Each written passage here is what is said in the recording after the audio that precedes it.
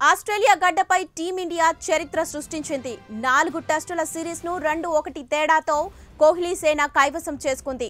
వర్షం కారణంగా Sydney test చివరి రోజు ఆట ప్రారంభం కాలేదు. దీంతో 4వ టెస్టును అంపైర్లు డ్రాగా ప్రకటించారు.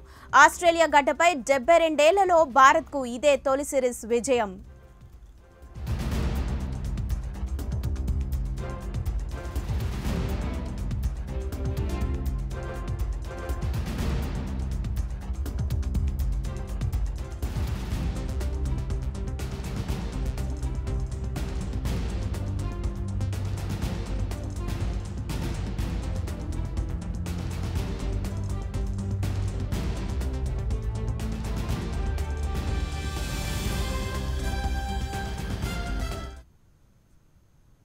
ఆస్ట్రేలియా గడ్డపై టీమిండియా చరిత్ర సృష్టించింది.